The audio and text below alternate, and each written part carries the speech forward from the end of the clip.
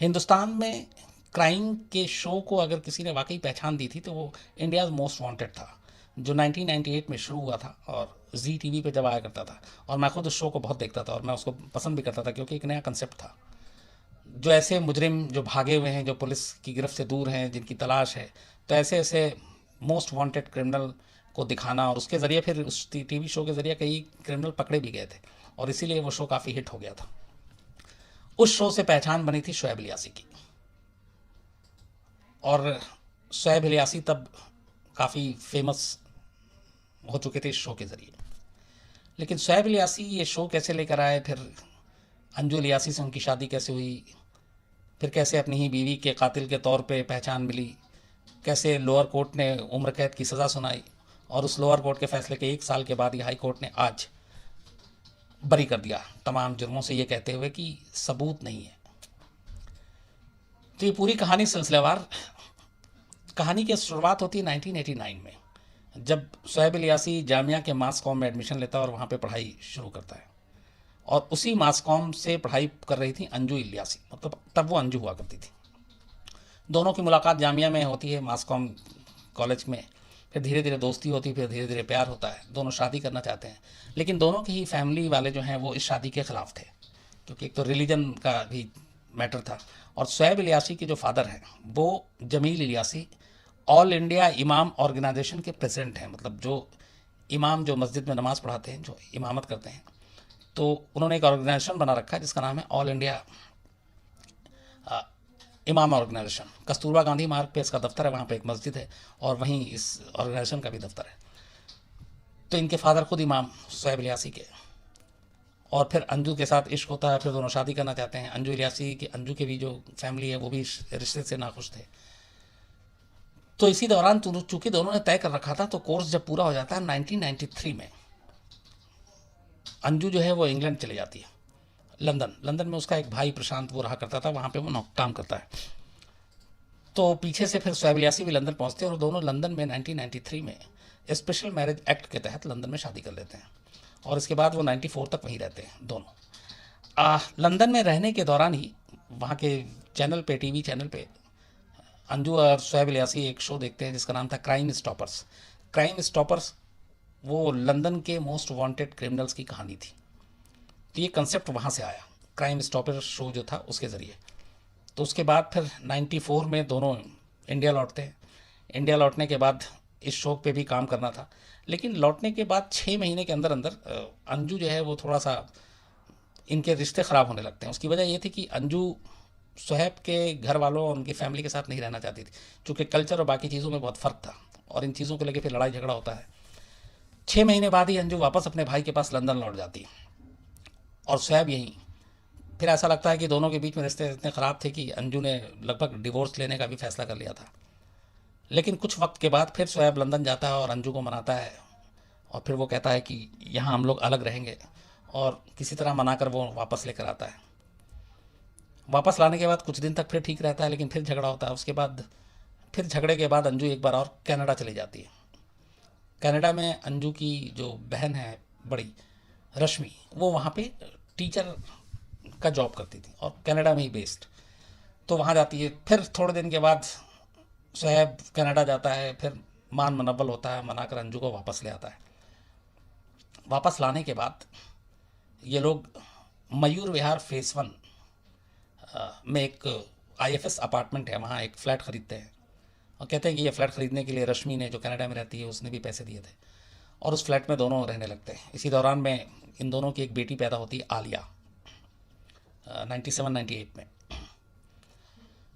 और जब ये यहाँ पे फिर आते हैं तो 97 के बाद 97 एंड तक आलिया पैदा होती है। और इसी दौरान में जो क्राइम स्टॉपर का आइडिया था वो उस पर काम शुरू होता है और पायलट एपिसोड बनाया जाता है।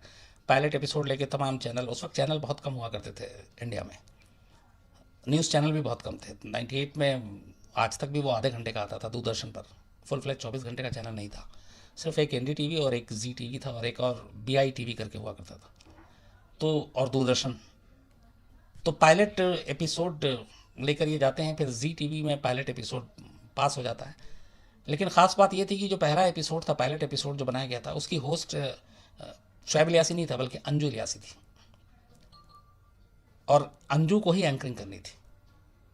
लेकिन फिर जब ये प्रोजेक्ट पास होता है उसके बाद एंकर बदल जाता है और अचानक उसकी कहानी नहीं मालूम कि अचानक अंजू जिसको इसका होस्ट करना था फिर वो का इसके बारे में कई लोग कहते हैं कि चूंकि क्राइम का शो था तो इसलिए फीमेल करे उतना असर नहीं पड़ता, मेल चाहिए था, तो सोहेब ने फिर कहा कि मैं करूँगा। और उसके बाद खैर ये 1998 में पहली बार इंडियाज़ मोस्ट वांटेड ZTV पे आया और आते ही अच्छा करने लगा, TRP भी इसकी बहुत अच्छी आई, नया कंसेप्ट था। इधर शो हिट हो रहा था, सोहेब पॉपुलर होते जा रहे थे, लेकिन घर पे रिश्ते जो है वो ख़राब होते जा रहे थे। और उसकी एक वजह यह भी है कि एक सोहेब इलियासी के बारे में यह था कि एक बहुत ख़ास दोस्त था, और सोहेब इलियासी हमेशा ये कहते हैं कि वो मेरा फ़ैन था, लेकिन फ़ैन दोस्त जो भी वो उसका घर आना जाना था और उन दोनों के बीच में बहुत करीबी रिश्ते थे। और इन दोनों के इस रिश्ते से भी अंजू नाखुश रहा करती थी।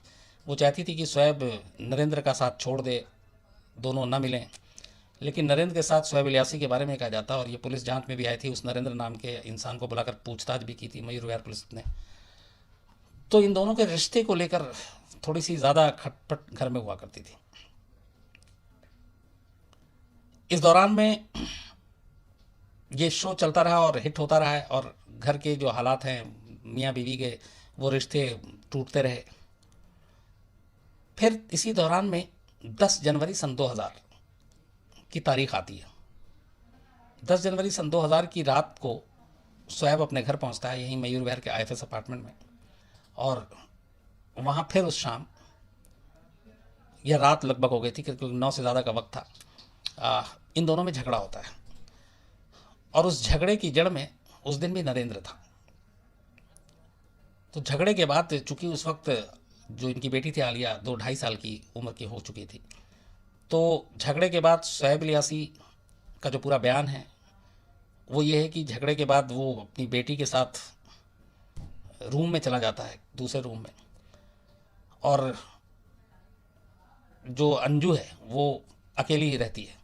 थोड़ी देर के बाद वो अचानक बाहर निकलता है तो देखता है कि अंजू ड्राइंग रूम में खून से लथपथ पड़ी हुई है, और एक जो नाइफ है, इम्पोर्टेड नाइफ था, एक उसको इम्पोर्टेड बूचर नाइफ कहते हैं, बूचर नाइफ, वो आमतौर पे जो कसाई यूज़ करते हैं, उतना भी बड़ा नहीं लेकिन उससे थोड़ा छोटा, वो कहीं बाहर से लेकर आए थे, तो वो पड़ा हुआ था। तो इसके बाद सोहेब नीचे भाग के जाता है और नीचे 2 पुलिस वाले थे। वो सोहेब इलियासी ने जब ये शो किया था तो उसका ये था कि उसने पुलिस में रिपोर्ट लिखाई थी कि मुझे बहुत सारे थ्रेट्स आ रहे हैं क्रिमिनल्स के, तो उससे जान का खतरा है। तो फिर दिल्ली पुलिस ने 2 पुलिस ऑफ दिया था प्रोटेक्शन के लिए। तो दोनों पुलिस वाले नीचे खड़े हुए थे। सोहेब जाकर बताता है कि अंजू ने खुद को चाकू मार लिया है, तुम फ़ौरन एम्बुलेंस बुलाओ। तो उसके बाद एम्बुलेंस में लेके पहले मयूर विहार के एक नर्सिंग होम में लेकर जाते हैं पास में, तो वहाँ पे ज़ख्म गहरा था। डॉक्टर और नर्सिंग होम के स्टाफ कहते हैं कि आप इनको अस्पताल ले जाइए। तो फिर एम्बुलेंस में वापस डालकर एम्स ले जाया जाता है, और ये बात है रात करीब 11:15 से 11:20 की। एम्स ले जाने के बाद वहाँ जब पहुँचता है तब एम्स में डॉक्टर चेक करते हैं और बताते हैं कि ये ब्रॉड डेड है, डेथ हो चुकी है। अब उसके बाद पुलिस अपनी तफ्तीश करती है, जो अंजू की माँ, वो सारे लोग वहाँ पहुँच चुके होते हैं। तब जब ये हादसा हुआ तो अंजू की जो माँ थी और सोहेब इलियासी के सास, नेक्स्ट डे सोहेब जो है अपनी सास के ही घर पे रहता है और लगातार वो 2-3 दिन तक वहीं रहता है, और उनकी सास का कोई ऐसा स्टेटमेंट, कोई ऐसा बयान नहीं आता कि इसमें कुछ गड़बड़ है क्या नहीं है। इसके बारे में भी कहते हैं कि वो जानबूझ के इसीलिए सास के पास गया था ताकि वो उनकी हमदर्दी और बाकी चीज़ें जो है वो जीत सके। खैर ये चलता रहता है, और उसके बाद पोस्टमार्टम होता है। पोस्टमार्टम के बाद रिपोर्ट आती है, और इस पूरे मामले में जो सोहेब ने कहानी सुनाई थी, दिल्ली पुलिस उसी पे अपना काम करती है, उसी पे पूरी जांच हो रही है, और पुलिस पहले ही दिन से मान के चल रही है कि ये सुसाइड ही है। अच्छा, ये पूरे शो के दौरान ये करते हुए इस दौरान में सोहेब इलियासी के अलग अलग स्टेट की पुलिस के साथ बड़े अच्छे रिश्ते हो गए थे। आमतौर पर जब क्राइम रिपोर्टिंग होती है, जैसे मैं एक क्राइम रिपोर्टर हूँ, तो हम लोगों का पुलिस से मिलना जुलना, बात करना एक रूटीन काम होता है, क्योंकि हम बेसिकली क्राइम रिपोर्टिंग ही करते हैं, तो बिना पुलिस के मिले जुले या उनसे बात किए हुए ये अधूरा है, नहीं हो सकता। तो जब आप इसमें होते हैं तो आप तमाम लोगों को जानने लगते हैं, वो भी आपको जानते हैं। और सोहेब इलियासी चूँकि एक टीवी का फेस हो चुके थे तब तक, तो पॉपुलर भी, तो तमाम लोग जानते हैं। तो कहते हैं कि इस केस में शुरुआत में दिल्ली पुलिस के कुछ लोगों ने बहुत मदद की थी, ये ऐसा इल्ज़ाम है। खैर, तो पहला ये पूरा पोस्टमार्टम रिपोर्ट आती है, उसके बाद सब, और दिल्ली पुलिस ये मान के चलती है कि हाँ सुसाइड है, और उसी हिसाब से वो केस को लगभग क्लोज करने जा रही थी। लेकिन ठीक 1 महीने के बाद इस केस में एक अचानक ट्विस्ट आता है, और वो ट्विस्ट आता है 10 जनवरी की बात है, और 1 महीना 5 दिन के बाद 15 फरवरी सन 2000 को रश्मि कनाडा से, जो अंजू की बड़ी बहन, वो इंडिया लौटती है और दिल्ली आती है, अपनी माँ से मिलती है, सारी कहानी सुनती है, और उसके बाद वो सीधे पुलिस स्टेशन पहुंच जाती है और कहती है कि अंजू ने सुसाइड नहीं किया बल्कि ये मर्डर है। और साथ में वो फिर एक डायरी देती है बतौर सबूत, और वो डायरी मीडिया को भी दी गई थी, हम लोगों को भी मिली थी, और उसमें वो बताती है कि ये अंजू की डायरी है जो वो लिखा करती थी। और उसने ये भी बताया कि 10 जनवरी को जिस रात अंजू की मौत हुई है, आखिरी कॉल, आखिरी जो बातचीत अंजू ने की थी वो रश्मि से ही की थी, कनाडा फ़ोन पे। तो उसने बताया कि तब भी वो शिकायत कर रही थी, वो रो रही थी, और शोएब उसको बहुत तंग करता था, पैसे के लिए उसको दहेज मांगता था, मारता पीटता था, और उसका बर्ताव अब चेंज हो गया था। वो जैसे जैसे मशहूर होता गया, जैसे जैसे उसके शो हिट होते गए, तो उसका पूरा बिहेवियर चेंज हो गया था, और अंजू के लेके उसका रवैया भी बिल्कुल बदल गया था, वो उससे फिर पैसे वैसे भी मांगने लगा था। तो ये सारी शिकायतें और सारी चीज़ें रश्मि ने मीडिया के सामने आकर की, फिर पुलिस में जाकर दी। तो रश्मि के इस सबूत को देने के बाद और डॉरी का इल्ज़ाम लगाने के बाद फिर रश्मि की माँ भी खुलकर बोली, और उन्होंने भी कहा कि हाँ, अंजू जो है वो खुश नहीं थी, और पिछले 7 साल की इनकी शादीशुदा ज़िंदगी कभी अच्छी रही नहीं। 93 में शादी की थी, 2000 में डेथ हो गई, तो 7 साल में कभी वो खुश नहीं रही, और शोएब हमेशा तंग करता था, और इसीलिए वो एक बार लंदन गई, एक बार कनाडा गई, लेकिन वो फिर समझा बुझा कर और उसको बहला कर ले आता था कि अब आइंदा ऐसा नहीं होगा, लेकिन वो होता वही था सब कुछ। तो रश्मि की शिकायत के बाद और इस डायरी और तमाम प्रूफ को देने के बाद प्रेशर मीडिया का भी आया। फिर दिल्ली पुलिस ने सेक्शन बदले और इसमें 498A लगाया, दहेज के लिए प्रताड़ित करना और ख़ुदकुशी के लिए मजबूर करना। तो ये दोनों सेक्शन लगाया, और उसको लगाने के बाद 304B भी इसमें था। चूँकि ये नॉन अवेलेबल था, तो इसलिए फिर पुलिस ने ये सेक्शन लगाया, और 3 महीने के बाद, मतलब जनवरी में डेथ हुई थी, और मार्च में शोएब इलियासी को पहली बार गिरफ्तार कर लिया जाता है, 28 मार्च 2000। चूँकि जब सारे सेक्शन लगे और जब रश्मि कंप्लेनेंट के तौर पे सामने आई, तो 28 मार्च को पुलिस दहेज के लिए तंग करने और ख़ुदकुशी के लिए उकसाने और ख़ुदकुशी के लिए जिम्मेदार मानते हुए शोएब इलियासी को गिरफ्तार करके जेल भेज देती है। शोएब इलियासी करीब 2.5 महीने तक जेल में रहता, तिहाड़ जेल में, और फिर मार्च में 28 मार्च को अरेस्ट हुआ था, 2 जून को वो रिहा हो जाता है ज़मानत पर, ज़मानत दे देती है कोर्ट उसको। कोर्ट पे ज़मानत के बाद वो बाहर आता है, उसके बाद अब केस चल रहा होता है। पुलिस ने ये सारे सेक्शन लगाए। अब लड़ाई जो रश्मि की और उनकी फैमिली की थी, वो ये लड़ाई थी कि ये आप सिर्फ इस पर खुदकुशी के लिए उकसाने का मामला या दहेज के लिए प्रताड़ित करने का मामला नहीं, बल्कि 302 भी लगाएं, क्योंकि ये मर्डर है। अब उस मर्डर की थ्योरी को साबित करने के लिए उन्होंने पोस्टमार्टम रिपोर्ट दी। अच्छा, अंजू की 2 बार पोस्टमार्टम हुई थी शुरुआत में ही, ताकि कोई कन्फ्यूज़न न रहे, और 3 अलग अलग डॉक्टरों के पैनल ने जो है वो अपनी रिपोर्ट दी थी। तो जो 3 डॉक्टरों के पैनल ने रिपोर्ट दी थी, उसमें उनमें से 2 ने यह कहा था कि ये सुसाइड है, जबकि एक डॉक्टर ने यह कहा था कि ये कत्ल भी हो सकता है। ये कहकर उन्होंने अपनी रिपोर्ट को छोड़ दी। तो इससे एक शक और सवाल पैदा हो गया। जो 2 डॉक्टर थे जिन्होंने कहा था कि ये सुसाइड है, उसके पीछे जो उन्होंने तर्क दिया था, उसकी वजह वो ये थी कि जो जिस चाकू से अंजू ने खुद को मारा था, उसके 2 वार थे पेट पे किए गए थे दोनों वार, और एक जो उसमें था वो 4 सेंटीमीटर गहरा था और दूसरा 2.5 सेंटीमीटर। चाकू के वार पेट पे लगे थे, और एक 4 सेंटीमीटर गहरा और दूसरा 2.5 सेंटीमीटर। तो जिन डॉक्टरों ने जो 2 लोगों की ओपिनियन दी थी, वो ये थी कि ये जो जब चाकू मारा गया, तो ये दोनों वार ऊपर से नीचे की तरफ थे पेट में। जब आप सपोज अगर हम ऐसे करता है, अगर कोई आदमी खुदकुशी कर रहा है, तो अगर वो चाकू से कर रहा है तो वो ऐसे पकड़ेगा, तो हमेशा जब मारेगा तो यूं मारेगा, उसका हाथ नीचे की तरफ जाएगा, चाहे वो बॉडी के किसी भी हिस्से पे मार रहा हो, वो यूं करके नहीं मारेगा। सामने वाला अगर चाकू मार रहा है तो फिर वो उसका जो होगा वो जनरली ज़्यादातर कुछ ना कुछ कट के निशान ऊपर की तरफ होंगे। अंजू इलियासी के पेट पे जो जख्म थे चाकू के, वो दोनों कट के निशान नीचे की तरफ थे, ऊपर से।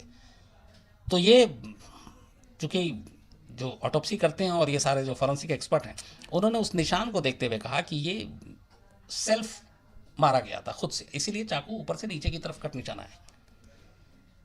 तो ये उन्होंने कहा। लेकिन तीसरे डॉक्टर ने जिन्होंने कहा कि नहीं, ये सुसाइड नहीं, कत्ल भी हो सकता है, उनकी थ्योरी दूसरी थी। उन्होंने ये कहा कि एक सुसाइड करने वाला इंसान अपने ऊपर एक से ज़्यादा बार वार नहीं कर सकता है। उसकी वजह यह है कि गुस्से में बहुत बार लोग सुसाइड करते हैं, खुदकुशी कर लेते हैं। तो अगर गुस्से में आप चाकू से जब खुदकुशी करते हैं तो चाकू से अपने आप को मारना बहुत तकलीफदेह होता है। पॉइजन से, हैंगिंग में, ये सारी चीज़ें ये कि एक बार अगर आप लटक रहे हैं तो फिर आपके पास भी ऑप्शन नहीं है। अगर आपने पैर के नीचे से चीज़ें हटा दी, आप बचना भी चाहें, उस वक्त तकलीफ होती है। जब छटपटाते हैं तो कई बार ये होता है कि बचना चाहते हैं लेकिन ऑप्शन नहीं होता। पॉइजन आपने खा लिया, अब उसके बाद आपके पास ऑप्शन नहीं है, लेकिन यहाँ पे ऑप्शन होता है। तो जो तीसरे डॉक्टर ने जो शक और सवाल खड़ा किया वो ये कि एक खुदकुशी करने वाला इंसान अपने शरीर पे एक साथ 2 वार नहीं कर सकता है। उसकी वजह यह है कि जैसे ही उसने पहला वार किया तो उसको तकलीफ होगी, और जैसी तकलीफ होगी तो उसका ध्यान डाइवर्ट होगा और वो फिर मरने की नहीं सोचेगा, क्योंकि गुस्से में आदमी की सोच और ध्यान उस लेवल तक चला जाता है कि उसको फिर और कुछ सुझाई, कुछ दिखाई नहीं देता है। तो इसलिए वो खुदकुशी कर लेता है। लेकिन अगर खुदकुशी करने वाले इंसान को कहते हैं कि सेकंड के 100वें हिस्से का भी जो पल है उसमें आप उसका ध्यान भटका दीजिए तो शायद वो खुदकुशी ना करे, और ये फैक्ट है। तो ये था कि अगर पहला, जब अंजू इलियासी ने अगर खुद ही वार किया तो पहला वार करने के बाद चूंकि एक तो ब्लड, तकलीफ, चाकू अंदर, उसके बाद इतनी हिम्मत नहीं होती कि फिर चाकू निकालकर दूसरा वार भी खुद करें। तो ये थ्योरी थी उसमें, नंबर 1। नंबर 2, उसमें यह था कि ये इसके अलावा जो कि उस जो चाकू जिससे ये मौत हुई थी, उस चाकू के जो फिंगरप्रिंट्स आए थे, उस फिंगरप्रिंट्स में ना तो अंजू की उंगलियों के निशान थे, न शोएब इलियासी के निशान थे। घर में एक तीसरी बच्ची, वो 2.5 साल की बच्ची थी, आलिया, दोनों की बेटी। तो उस चाकू पे फिंगरप्रिंट्स जो निकला, उसमें कुछ फिंगरप्रिंट्स आए, लेकिन वो इन दोनों के थे ही नहीं। अब सवाल ये भी था कि अगर ये सुसाइड है और अंजू ने खुद अपने आप को मारा है तो फिर उंगलियों पे उसके निशान क्यों नहीं है? उस निशान का क्या हुआ? ये अपने आप में एक बड़ा सवाल था। और जितने भी सस्पेक्ट थे, जैसे मैंने उस नरेंद्र नाम लिया आपको, बाकी उनमें से किसी का भी नहीं था। तो एक ये सवाल था। दूसरा ये था कि शोएब इलियासी के बयान के हिसाब से अंजू ने अपने आप को जो चाकू मारा था वो ड्राइंग रूम में मारा था, लेकिन जो दिल्ली पुलिस गई और वहाँ पे फॉरेंसिक की टीम पहुँची और उन्होंने जब वहाँ पे तलाशी ली और सारे सैंपल उठाए तो बाथरूम और बेडरूम, यहाँ पे भी ब्लड के निशान मिले थे, खून के। और शोएब इलियासी के मुताबिक जब वो आया था और ड्राइंग रूम में उसने देखा अंजू गिरी हुई है और अंजू लगभग मूर्छित सी थी, बेहोश थी। तो अब सवाल ये है कि अंजू अगर चाकू मारी और वहीं गिर गई और उसके बाद फिर नीचे से बकौल शोएब पुलिस वालों को बुलाया और एम्बुलेंस में वहीं से उठाकर ले गए, तो ना कोई बेडरूम में गया ना कोई बाथरूम में गया, पर वहाँ दोनों खून, उन दोनों जगहों पे खून के निशान कैसे आए? इस सवाल का जवाब भी आज तक नहीं है। तो ये सारी चीज़ें थी जिन्होंने इसको उलझा के रख दिया, और इसी को लेकर जो अंजू की बहन और ये तमाम लोग, इन्होंने कोर्ट में लगातार कहा कि ये सिर्फ सुसाइड का मामला नहीं है, ये मर्डर का मामला है, तो 302 लगना चाहिए। लेकिन लोअर कोर्ट इसके लिए तैयार नहीं हुई और लोअर कोर्ट ने 302 के बजाय खुदकुशी और दहेज का यही मामला चलाते रहे। इधर शोएब जमानत पर बाहर, इस दौरान में धीरे धीरे वक्त बीतता है। शोएब इलियासी अब इस ZTV से जो शो था उनका, इधर जाने के बाद अब वो इंडियाज़ मोस्ट वांटेड, ZTV की चूँकि उस पर कॉपीराइट थी तो वो शो तो चल रहा था, होस्ट बदल गए थे। तब मनोज रंगवंशी, एक आपको याद होगा, सीनियर जर्नलिस्ट हैं, उन्होंने इसकी एंकरिंग की फिर कई एपिसोड में। तो शोएब अपने इसी कंसेप्ट को एक दूसरे नाम से, फ्यूजिटिव मोस्ट वांटेड के नाम से, दूरदर्शन पे फिर एक पायलट प्रोजेक्ट देते हैं, दूरदर्शन पे पास भी हो जाता है। और इत्तेफाक की बात यह है कि जिस दिन ये शोएब इलियासी गिरफ्तार होता है पहली बार, 28 मार्च 2000 को, 30 मार्च को दूरदर्शन पे उसका पहला एपिसोड आता है, चूंकि वो रिकॉर्डेड था और पहले से शेड्यूल था। तो धीरे धीरे फिर वक्त बीता और शोएब इलियासी, एक श्री प्रकाश शुक्ला जो यूपी का कुख्यात गैंगस्टर जो इनकाउंटर में मारा गया, उसके ऊपर एक फिल्म बनाने की बात आती है, और वो फिल्म का जो डायरेक्टर, प्रोड्यूसर, ये सारा खुद शोएब इलियासी थे। बाकायदा इसकी लॉन्चिंग होती, प्री इसकी शूटिंग की जो मुहूर्त निकाला जाता है, और उस वक्त एक कंट्रोवर्सी ये उठी थी कि जो इसकी स्क्रिप्ट थी इस फिल्म की, वो एक दिल्ली पुलिस के सीनियर अफसर लिख रहे थे। तो ये था कि एक ऐसा शख्स जो अभी, जिसके ऊपर अपनी बीवी की मौत की इसका उकसाने के लिए इल्ज़ाम है, दहेज के लिए प्रताड़ित करने का इल्ज़ाम है, जिसके ऊपर मुकदमा चल रहा है, जो 2.5 महीने जेल में रह कर आया और अभी कोर्ट का फैसला आया नहीं, ऐसे मुलजिम के लिए, मुलजिम इसलिए कह रहा हूँ कि जिसके ऊपर इल्ज़ाम होता है, और मुजरिम वो होता है जिसका जुर्म साबित हो जाए, तो ऐसे मुलजिम के लिए एक सर्विंग पुलिस अफसर दिल्ली के, वो भी सीनियर पुलिस अफसर, उसका साथ काम करना, उसके लिए स्क्रिप्ट लिखना, ये ठीक नहीं है, इससे केस पे भी असर पड़ सकता है, इन्फ्लुएंस हो सकता है। तो ये लेके काफ़ी कंट्रोवर्सी थी, इस पर हम लोगों ने भी बहुत सारी रिपोर्ट बनाई थी और इसीलिए उस वक्त शोएब इलियासी मुझसे भी बहुत नाराज़ थे, 2-3 शो कर दिया था। खैर, तो ये धीरे धीरे चलता रहा और इधर फैमिली लगातार ये लड़ रही थी कि ये 302 हो। आलिया की कस्टडी को भी लेके लड़ाई चल रही थी। शोएब चाहता था कि आलिया को अपने पास रखे, फैमिली चाहती थी कि उनके पास रहे। इसको लेकर शोएब इलियासी कोर्ट में भी गया, तो कोर्ट ने एक ऑर्डर दिया था कि रश्मि अपने साथ इसको कनाडा नहीं ले जा सकती, ठीक है, वो फैसला बाद में आएगा किसके साथ रहेगा, लेकिन वो तब तक दिल्ली में रहेगी। तो अपनी नानी के पास थी। बाद में खैर फिर वो शोएब इलियासी के साथ आ गई। आज जब ये फैसला आया बरी होने का, तो आलिया का बयान भी आया, स्टेटमेंट भी आया, बाइट चल रही थी टीवी पे कि वो बहुत खुश है और वो हमेशा अपने फादर के ही सपोर्ट में है। मैंने जब उसको देखा था तब 2.5 साल की थी, अब लगभग 18 साल हो गए, 20 साल की हो गई। तो इस दौरान में वक्त बीतता रहता है, उनकी लीगल लड़ाई चलती रहती है। 302 की लड़ाई को लेकर रश्मि फिर लास्ट में 2013 में हाई कोर्ट पहुंच जाती है और कहती है कि ये जो लोअर कोर्ट मुकदमा चला रहे हैं इसमें 302 लगना चाहिए, हमारे पास एविडेंस है, ये तमाम पोस्टमार्टम रिपोर्ट में भी एक डॉक्टर का बयान है, तो ये सारी चीज़ें होनी चाहिए। कोर्ट 2014 में अचानक एक फैसला सुनाती है और कोर्ट कहती है कि कोर्ट में जो अदालत कहती है कि इसमें 302 लगाया जाए। लोअर कोर्ट को बाकायदा इंस्ट्रक्शन दिया जाता है कि अब आप जो 498 ए या 304 भी लगाएं, उसके साथ साथ 302 भी लगाएं, मतलब अंजू की कत्ल का मुकदमा शोएब इलियासी पे चलाएं। हाई कोर्ट के आदेश के बाद लोअर कोर्ट इस सेक्शन को भी जोड़ती है और उसके बाद 2017 में 20 दिसंबर 2017 में लोअर कोर्ट दिल्ली की कड़कड़डूमा अदालत फैसला सुनाती है और शोएब इलियासी को अंजू इलियासी की मौत का जिम्मेदार मानती है, अंजू इलियासी का कातिल मानती है और 302 के तहत कन्विक्ट करते हुए उम्र कैद की सज़ा सुना देती है। ये 20 दिसंबर 2017 की बात है, अभी अक्टूबर है, ये तो 9 महीने पुरानी। तो शोएब इलियासी को सीधे उम्र कैद की सज़ा सुना देती है। उसके बाद शोएब इलियासी को गिरफ्तार कर लिया जाता है, तिहाड़ जेल भेज दिया जाता है। हालांकि बीच में अप्रैल में वो को पेरोल पे बाहर भी आया कुछ दिन के लिए और फिर और वक्त मांगा था, लेकिन मई में फिर कोर्ट ने कहा कि नहीं, चूंकि रश्मि और बाकी लोगों ने आपत्ति की थी, तो मई में वापस फिर जेल भेज दिया गया।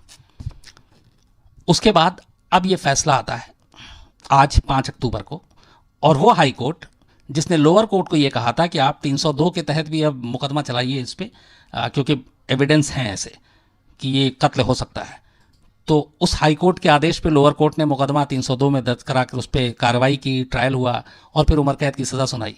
तो जिस हाई कोर्ट ने 302 नीचे की अदालत को कहा था लगाइए, उसी हाई कोर्ट में जब ये मामला आया, इस फैसले के खिलाफ जब शोएब ने चैलेंज किया, तो वही हाई कोर्ट आज शोएब इलियासी को ये कहते हुए बरी कर देती है कि शोएब इलियासी के खिलाफ कोई पुख्ता सबूत नहीं है कि अंजू इलियासी का कत्ल किया है, और इसीलिए सबूत के अभाव में शोएब इलियासी को बरी कर दिया जाता है। तो अब सब्सक्राइब करें।